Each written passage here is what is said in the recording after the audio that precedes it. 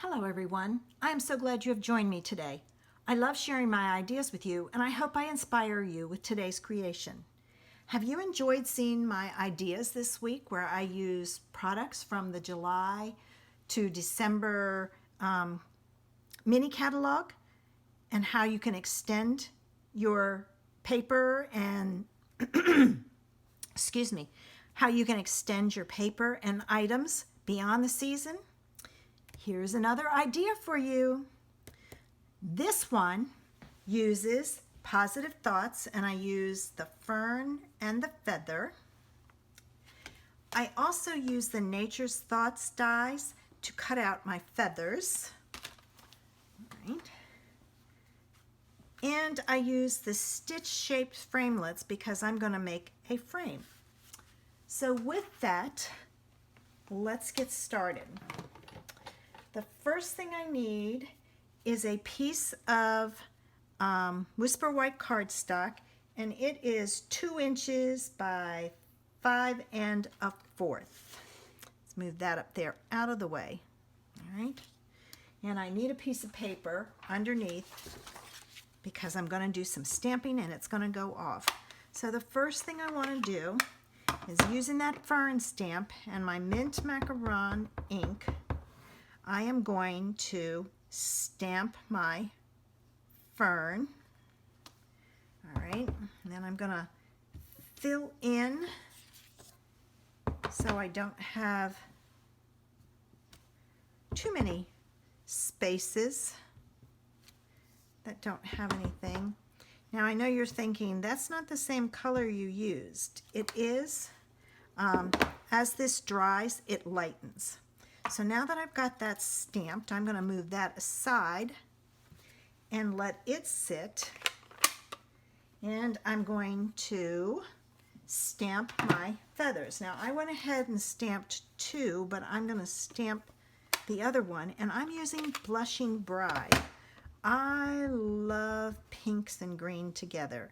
So if you have a pink and green combination, feel free to use it. All right, so I've got my feathers done. Now I need to cut them out. So I'm going to go to my dies, find my feather die in here, and let's cut these out.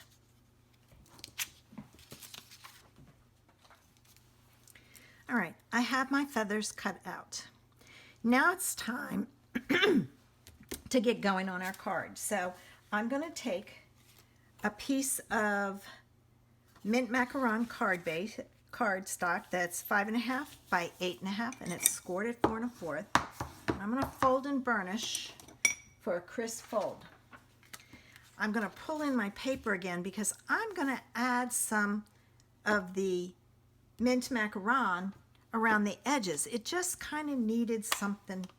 So I'm pulling in my mint macaron, but I want it lighter than that. So what I'm going to take and do is I'm going to do a second generation stamping. That's where I ink it up and I stamp it, or off stamp it, and then I stamp it. So I'm inking it up, stamping it on scratch paper, and then stamping on my cardstock. All right, and let's go this way.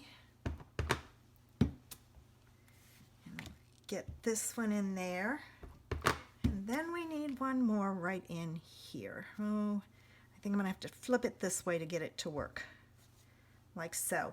And that gives me that border all the way around, and it should be enough. Let me see. Yeah, it's plenty. Okay, so I have my border on my card done. All right, time to start layering. This is a piece of the First Frost DSP. This was also in the catalog, but it has a backside that's silver and white on them. So I'm going to take and I'm going to add that to my card base. All right, there was the air bubble, so now it's got to come down further. So let me go back in and add some more with this one. All right, And there's no right or wrong way to add this. There's no up or down on the back side anyway. All right, I'm going to add that. I wanted a layer for behind that to kind of really pull it all together. So I cut a piece of Blushing Bride that is 2 1/8 by 5 1/4, and I'm going to add that to the center of that piece I just put down. All right. So it's this top and bottom are even, so I'm watching my sides. I looked at my sides up there and put that down. Then it's time to add my stamped panel. And this one is the same length also, so all I have to do is watch my sides. So I'm going to take and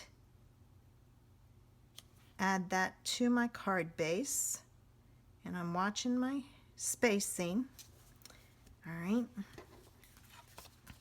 Now when I went to put these down, it needed something. So I opted to use the stitch shaped dies and create a frame.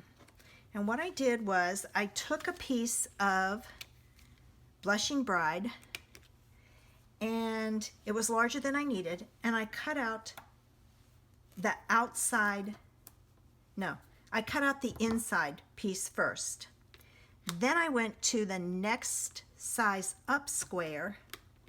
It's easier if you cut out the inside first, because then you can take and center this on your square. And I cut it out, and that gave me my square frame.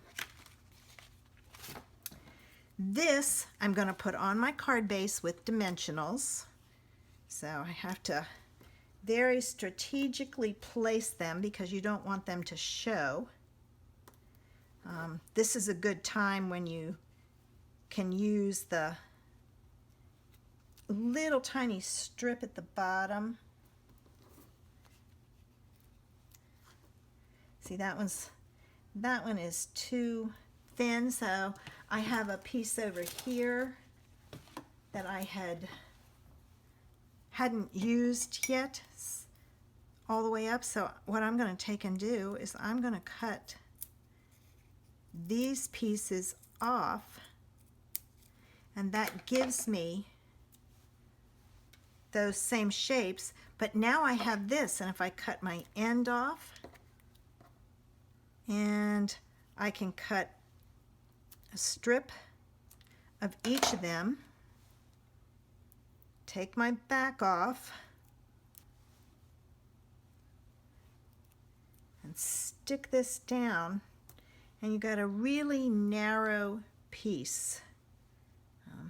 Gotta take the back off of that one.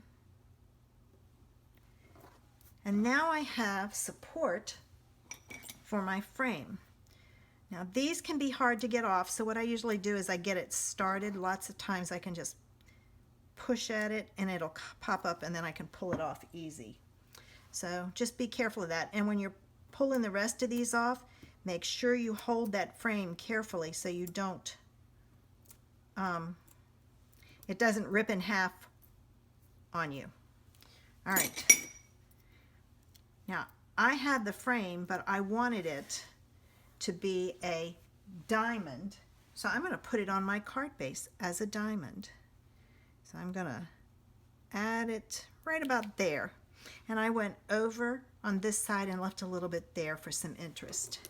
Now these, one of these is going to be glued down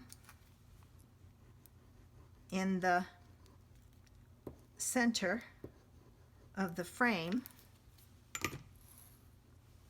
So I'm just going to stick it down in there and glue it down. And then I'm going to take these and I'm going to add a glue dot using my pokey tool. Add a glue dot on the frame on each side. And it's easier if you add it to your frame rather than putting it on your image, because If you don't get that in the right spot, you can't line this up. And I'm putting my tails down here at the bottom. All right, I'm going to add that one there. And then to tie it all together, I used some of the Whisper White Baker's Twine. Now, I know that this is retired and you probably have some in your stash, but if you don't, it's coming back in the January to June catalog. So I'm going to tie a bow. All right, and I tie it a lot bigger than I need it and then pull it down. It's a little tricky working with the twine, so you have to kind of watch what you're doing. I get my bows going in the right direction, and then after I get them straight, then I take and I'm gonna cut my ends.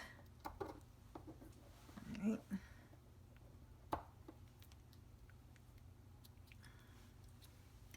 Okay. And then this is going to go on with the glue dot.